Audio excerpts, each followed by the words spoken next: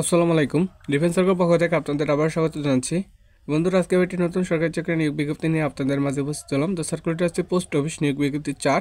এখানে 4 লেখার উদ্দেশ্য হচ্ছে এর আগে কিন্তু 3টে সার্কুলার পোস্ট অফিসে প্রকাশ হয়েছে, এটি 4 নম্বর সার্কুলার, সেক্ষেত্রে 4 লেখা হচ্ছে। তো এই সার্কুলারটি কিন্তু আবেদন শেষ হবে 20 ফেব্রুয়ারি 2025। এই সার্কুলারটিতে কিন্তু এসএসসি পাশেই আপনারা আবেদন করতে পারবেন যদি আপনার বয়স 18 থেকে 32 বছর ভিতরে হয়ে থাকে। বাংলাদেশের 64টি জেলা থেকে ছেলেমেয়ে উভয় আবেদন করতে পারবেন। আবেদন শেষ হবে কিন্তু 20 ফেব্রুয়ারি 2025। আবেদন করার জন্য আমাদের ডিফেন্স সার্কেল পেজের মাধ্যমে কিন্তু আপনি ঘরে বসে নির্ভুলভাবে আবেদন করে নিতে পারবেন। তার জন্য আমাদের ডিফেন্স সার্কেল হোয়াটসঅ্যাপে আপনাকে মেসেজ করতে হবে 01835874030। এই নাম্বারে হোয়াটসঅ্যাপে যোগাযোগ করলে হবে যে ভাই আমি এই সার্কেলটির এই পদটিতে আবেদন করতে যাচ্ছি। আপনি যোগাযোগ করলে ঘরে বসে নির্ভুলভাবে আপনার আবেদনটি করে নিতে পারবেন আমাদের ডিফেন্স সার্কুলারের মাধ্যমে। যারা আমাদের ফেসবুক পেজ থেকে ভিডিও দেখছেন অবশ্যই ফেসবুক পেজটিকে ফলো দিয়ে রাখবেন। আমাদের ফেসবুক পেজটি পেতে হলে আপনাকে ফেসবুকে আসতে হবে এবং সার্চ করতে হবে DEFENCE defence CIRCULR defence circular লিখে সার্চ দিলে আমাদের ডিফেন্স সার্কুলার পেজটি চলে আসবে। অবশ্যই ফলো দিয়ে রাখবেন। এবং যারা আমাদের ইউটিউব চ্যানেল থেকে ভিডিও দেখছেন অবশ্যই ইউটিউব চ্যানেলটিকে সাবস্ক্রাইব করে রাখবেন। ইউটিউব চ্যানেল পেতে হলে আপনাকে ইউটিউবে আসতে হবে এবং সার্চ করতে হবে @DEFENCE defence CIRCULR defence circular, একটা হাইফেন দিবেন, তারপর 71 লিখলেই আমাদের ডিফেন্স সার্কুলার যে ইউটিউব চ্যানেলটি চলে আসবে। তো আসুন আমরা এখন দেখে আসি যে পোস্ট অফিসের যে 4 নম্বর যে নিয়োগ বিজ্ঞপ্তিতে কোন কোন পদ নিয়ে প্রকাশ হয়েছে, তাই ধৈর্য সহকারে সম্পূর্ণ ভিডিওটি সবাইকে দেখার অনুরোধ রইল। তো এই হচ্ছে পোস্ট অফিসে যে 4 নম্বর নিয়োগ বিজ্ঞপ্তিটি। গণপ্রজাতন্ত্রী বাংলাদেশ সরকার, অধ্যক্ষের কার্যালয়, পোস্টাল একাডেমি, রাজশাহী 6203, ডাক সেবার আধুনিক গ্রাম শহরে সম্মিলিত। সার্কুলারটি কিন্তু প্রকাশ হয়েছে 20 জানুয়ারি 2025।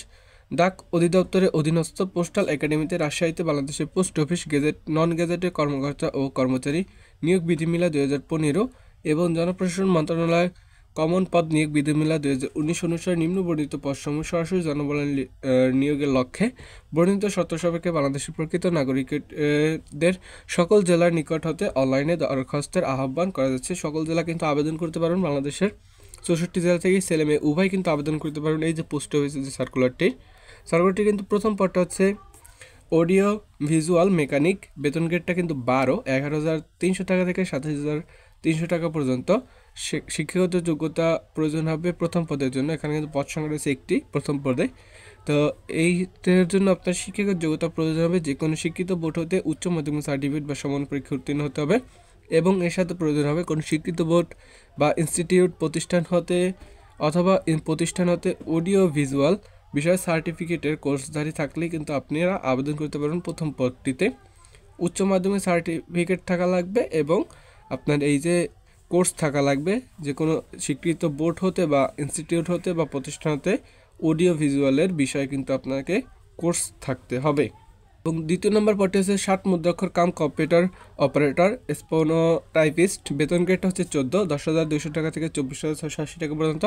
পদ সংখ্যা রয়েছে এখানে 3টি। শিক্ষাগত যোগ্যতা প্রয়োজন হবে কোনো শিক্ষিত বিশ্ববিদ্যালয় হতে অনন্য দ্বিতীয় শ্রেণী বা সমানে সিজিপিএতে স্নাতক বা সমানে ডিগ্রি থাকলে কিন্তু আবেদন করতে পারবেন, এবং 60 লিপিতে ইংরেজিতে ও বাংলায় প্রতি মিনিটে ন্যূনতম গতি যথাক্রমে 80 ও 60 শব্দ হতে হবে, এবং কম্পিউটার ব্যবহার সংক্রান্ত ওয়ার্ড প্রসেসিং, ডাটা এন্ট্রি ও টাইপিং ইত্যাদির ক্ষেত্রে ইংরেজি ও বাংলায় প্রতি মিনিটে ন্যূনতম গতি থাকতে হবে আপনার 30 থেকে 25 শব্দ, এবং প্রয়োজন হবে মন্ত্রণালয় বা বিভাগীয় সংযুক্ত অধিদপ্তর, পরিদপ্তর এবং দপ্তরের কমন পদ নিয়োগ বিধিমালা 2019 এর তফসিল অনুযায়ী 2 ও 3 অনুযায়ী গৃহীত পরীক্ষায় উত্তীর্ণ হতে হবে।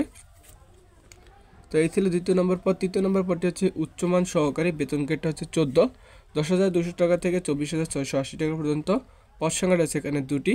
শিক্ষাগত যোগ্যতা প্রয়োজন হবে তৃতীয় নম্বর পদের জন্য কোনো শিক্ষিত বিশ্ববিদ্যালয় হতে অনন্য দ্বিতীয় শ্রেণী বা সমানে সিজিপিএতে স্নাতক বা সমানের ডিগ্রি, এবং কম্পিউটার ব্যবহার দক্ষতা, এবং মন্ত্রণালয় বা বিভাগীয় সংযুক্ত অধিদপ্তর, পরিদপ্তর ও দপ্তরের কমন পদ অনুযায়ী বিধিমালা 2019 এর তফসিল 2 ও 3 অনুযায়ী গৃহীত পরীক্ষার উত্তীর্ণ হতে হবে। মানে 2019-এ যে তফসিলটি প্রদান হয়েছিল ওই অনুযায়ী কিন্তু আপনার পরীক্ষাটি হবে, এবং এখানে কিন্তু কম্পিউটার ব্যবহারের দক্ষতা থাকলে এবং আবেদন করতে পারবেন, এবং স্বীকৃত বিশ্ববিদ্যালয় হতে স্নাতক ডিগ্রি থাকলে কিন্তু 3 নম্বর পদটিতে উচ্চমান সহকারী পদটিতে আবেদন করতে পারবেন।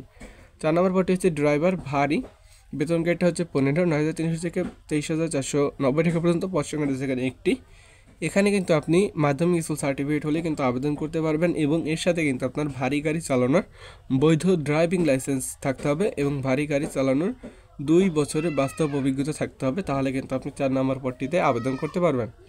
5 নম্বর পদটি হচ্ছে অফিস সহকারী কাম কম্পিউটার মুদ্রাক্ষর, বেতন গ্রেড 16, 9,300 টাকা থেকে 22,490 টাকা পর্যন্ত।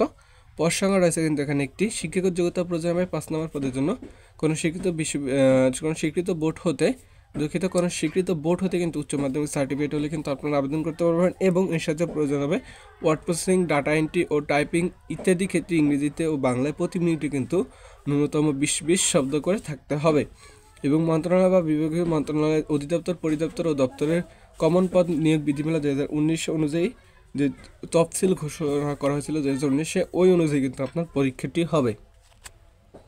তো 5 নম্বর পদ গেলে এখন 6 নম্বর পদটি হচ্ছে তদন্ত সহকারী, বেতন গ্রেড 18, 8,800 টাকা থেকে 21,310 টাকা পর্যন্ত। পদ সংখ্যাটা সেখানে একটি। এখানে উচ্চ মাধ্যমিক সার্টিফিকেট প্রয়োজন হবে এবং বাংলা ও ইংরেজিতে কথোপকথনের দক্ষতা থাকতে হবে। মানে অবশ্যই কিন্তু আপনাকে বাংলা এবং ইংরেজিতে কথা বলার দক্ষতা থাকতে হবে এবং কম্পিউটার চালানোর দক্ষ থাকতে হবে এবং উচ্চ মাধ্যমিক সার্টিফিকেট থাকতে হবে। এই কয়টা জিনিস যদি থাকে তাহলে কিন্তু আপনি 4 নম্বর পদটিতে 6 নম্বর পদটিতে কিন্তু আবেদন করতে পারবেন। 7 নম্বর পদটি হচ্ছে অফিস সহায়ক MLSS, বেতন গ্রেড 20, 8,200 টাকা থেকে 20,010 টাকা পর্যন্ত। পদ সংখ্যা রয়েছে এখানে 4টি। শিক্ষাগত যোগ্যতা প্রয়োজন হবে, এখানে কিন্তু মাধ্যমিক স্কুল সার্টিফিকেট চেয়েছে শুধু, তাহলে কিন্তু আপনি আবেদন করতে পারবেন। অফিস সহায়কে কিন্তু শুধু মাধ্যমিক স্কুল সার্টিফিকেট হলে আবেদন করতে পারবেন। 8 নম্বর পদটি হচ্ছে বাবুর্চি বা অ্যাটেন্ডেন্ট, বেতন গ্রেড 20, এটারও 8,200 টাকা থেকে 8,250 টাকা থেকে 20,010 টাকা পর্যন্ত। পদ সংখ্যা 2টি। এখানে কিন্তু 8ম শ্রেণী পাস করলে কিন্তু আবেদন করতে পারবেন। 8 নম্বর পদটিতে কিন্তু 8ম শ্রেণী পাস চেয়েছে এবং রান্নার কাজের অভিজ্ঞতা চেয়েছে এবং সুস্বাস্থ্যের অধিকারী চেয়েছে, তাহলে কিন্তু আপনি 8 নম্বর পদটিতে আবেদন করতে পারবেন। 9 নম্বর পদটি হচ্ছে গার্ডেনার, বেতন গ্রেড 20, 8,200 টাকা থেকে 8,250 টাকা থেকে 20,010 টাকা পর্যন্ত। পদ সংখ্যাটা হচ্ছে এখানে একটি। এখানে কিন্তু 8ম শ্রেণী পাস এবং বাগান পরিচর্যা অভিজ্ঞতা থাকলে কিন্তু আবেদন করতে পারবেন। 10 নম্বর পদটি হচ্ছে পরিচ্ছন্নতা কর্মী, পূর্বের পদবী ক্লিনার, বেতন গ্রেড 20, 8,250 টাকা থেকে 20,010 টাকা পর্যন্ত। এখানে 8ম শ্রেণী পাস করলে কিন্তু আবেদন করতে পারবেন, কোনো অভিজ্ঞতা এখানে প্রয়োজন হবে না। 11 নম্বর পদটি হচ্ছে নিরাপত্তা প্রহরী, বেতন গ্রেড 20, 8,250 টাকা থেকে 20,010 টাকা পর্যন্ত। পদ সংখ্যা সেখানে কিন্তু একটি। এখানেও কিন্তু মাধ্যমিক স্কুল সার্টিফিকেট বা সমান পরীক্ষা উত্তীর্ণ হলে কিন্তু আবেদন করতে পারবেন এবং সুস্বাস্থ্যের অধিকারী হলে কিন্তু আপনারা আবেদন করতে পারবেন। 12 নম্বর পদটি হচ্ছে হোস্টেল অ্যাটেন্ডেন্ট।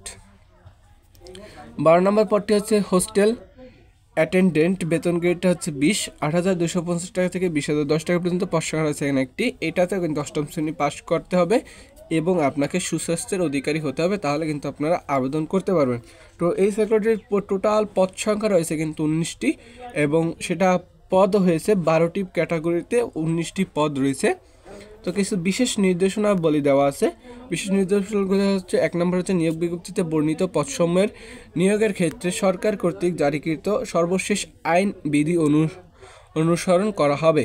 2 নম্বর হচ্ছে যে কোনো কারণে নিয়োগ বিজ্ঞপ্তিতে উল্লেখিত শূন্য পদের সংখ্যা পরিবর্তিত হতে পারে এবং 3 নম্বরটা হচ্ছে প্রার্থী কর্তৃক যে কোনো তথ্য অসত্য বা মিথ্যা প্রমাণ হলে বা প্রয়োজনীয় তথ্য গোপন করা হলে বা কোনো অযোগ্য ধরা পড়লে অথবা কোনো প্রতারণা ও দুর্নীতির আশ্রয় গ্রহণ করলে অথবা মিথ্যা, ভিন্ন, ভুল তথ্য দিয়ে একাধিকবার ফর্ম পূরণ করে একাধিক প্রবেশপত্র গ্রহণ করলে অথবা পরীক্ষায় অসদুপায় অবলম্বন করলে অথবা পরীক্ষার কেন্দ্রে দুর্ব্যবহার করলে পরীক্ষার পূর্বে বা পরে, এমনকি নিয়োগের পরে যে কোনো পর্যায়ে প্রার্থিতা বা নিয়োগ বাতিল করার সর্বর প্রার্থীর বিরুদ্ধে আইনগত ব্যবস্থা নেওয়া হবে। মানে আপনি যদি যদি তাদের কাছ থেকে মিথ্যা তথ্য দিয়ে আবেদন করেন সেক্ষেত্রে কিন্তু আপনার তাকে কিন্তু আইনত ব্যবস্থা নেবে এবং তাদের কাছ থেকে কিন্তু তাদের যখন পরীক্ষা হবে তখন বা পরীক্ষার পর বা নিয়োগের পর কোনো যদি আপনি ব্যবহার খারাপ করেন তাদের কাছে তাহলে কিন্তু আপনাকে আইনগত ব্যবস্থা নেওয়া হবে, সেটি বলে দেওয়া আছে। 4 নম্বর পদটি হচ্ছে সরকারের পূর্বানুমতি ব্যক্তিদেরকে কোনো প্রার্থী কোনো বিদেশি নাগরিকের বিবাহ করলে বা বিবাহ করতে প্রতিজ্ঞাবদ্ধ হলে তিনি আবেদনের গ্রহণযোগ্য বিবেচিত হবেন, অযোগ্য কিন্তু বিবেচিত হবেন। এখানে কিন্তু সরকারের পূর্বানুমতি ব্যতিরেকে কোনো প্রার্থী যদি বিদেশি নাগরিকের বিবাহ করলে তাহলে কিন্তু আপনি অযোগ্য বলে বিবেচিত হবেন। 5 নম্বর হচ্ছে গণপ্রজাতন্ত্রী কর্মে অথবা স্থানীয় কর্মকর্তার অধীনে চাকরিরত প্রার্থীদের মধ্যে যোগ্য ও নির্ধারিত বয়সের প্রার্থীরা নিয়োগকারী কর্তৃপক্ষ কর্তৃক অনুমতিপ্রাপ্ত হলে নিয়োগের জন্য নির্ধারিত প্রতিযোগিতামূলক পরীক্ষায় অংশগ্রহণ করতে হবে এবং প্রজাতন্ত্রের কর্মে অথবা স্থানীয় কর্তৃপক্ষের অধীন চাকরি হতে অপসারিত হয়েছেন বা চাকরি হতে ইস্তফা দিয়েছেন এমন প্রার্থীরা পরীক্ষায় অংশগ্রহণ করতে পারবেন। তবে এই ক্ষেত্রে প্রার্থীকে চাকরি হতে অপসারণ আদেশের কপি ও ইস্তফাপত্র গৃহীত হয়েছে মর্মে নিয়োগকারী কর্তৃপক্ষের আদেশনামা দাখিল করতে হবে। এবং গ নাম্বার হচ্ছে সর্বশেষটা হচ্ছে কোনো প্রার্থীর ফৌজদারি আদালত কর্তৃক নৈতিক স্বাবলম্বনজনিত অভিযোগে দণ্ডিত হলে কিংবা প্রজাতন্ত্রের কর্মে অথবা স্থানীয় কর্তৃপক্ষের অধীনে চাকরিরত হতে বরখাস্ত হলে থাকলে তিনি আবেদনের অযোগ্য বলে বিবেচিত হবেন। তো এই ছিল আর কি সম্পূর্ণ সার্কুলারটি, পোস্ট অফিসের যে 4 নাম্বার নিয়োগটি। ধন্যবাদ সবাইকে সম্পূর্ণ ভিডিওটি দেখার জন্য। দেখা পাওয়ার কারণে একটি নতুন সার্কুলার নিয়ে। আল্লাহ হাফেজ।